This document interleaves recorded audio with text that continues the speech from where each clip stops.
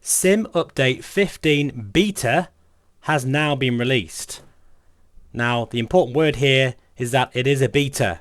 So don't expect this to be a quick fire way into the latest update. You may experience crashes and all kinds of weird and wonderful things. However, I'm here to tell you today my experiences using the latest Nvidia driver, version 551.52. So this is some Varjo Aero footage first of me landing at Geneva in the Honda jet, which is actually quite a hefty, resource intensive little business jet. And well, overall, even though some people are reporting much better frame rates, for me at least, there's no difference. But what there is a difference is frame timing. And I've noticed my main thread when using the inbuilt FPS counter is more green than red. I would show you it, however, unfortunately, for some weird reason, and quite ironically, using the FPS counter causes micro stuttering and a lower frame rate. So I'm just using the FPS counter in the OpenXR toolkit, which I'm pleased to say is working and is compatible. And that's a big deal simply because it's not being supported anymore.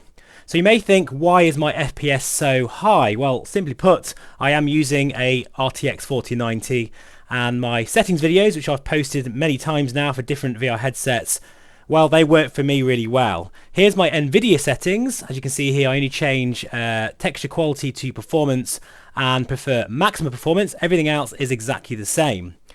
So the real deal here with Sim Update 15, well, there's lots of different features which I'm not going to go into, such as the weather, navigation, the Garmin G3000, 5000, Garmin 3X Touch, all those kind of things. But this particular video is focused on VR performance. Is the fact that there's better memory management, and some of this technology is borrowed from MSFS 2024, and that is where I have noticed a difference during longer simming sessions, say 2 hours or more in VR. Previously, I used to find that the sim started to bog down and I'd get more stuttering and just a lower frame rate. I'd get from 45 frames per second down to around 35, 37 frames per second after 2 hours. Well, I'm pleased to say that seems to have improved even in this first iteration of the beta. And as you can see here, I'm flying nice and low in the Reverb G2 because I have tested 3 VR headsets so far, the Varjo Aero, Pimax Crystal and HP Reverb G2. Now, people often ask me, do I prefer DLSS or TAA? Now, for me personally, TAA is just the way I like to enjoy the sim because it's far sharper. And of course, using my RTX 4090, it works well. However, if you've got, say, a 3070 Ti, for instance, I would recommend DLSS using DirectX 12, using CAS or FSR sharpening in the OpenXR toolkit. But keep in mind, you will take a hit with glass cockpits. It's just the way it is.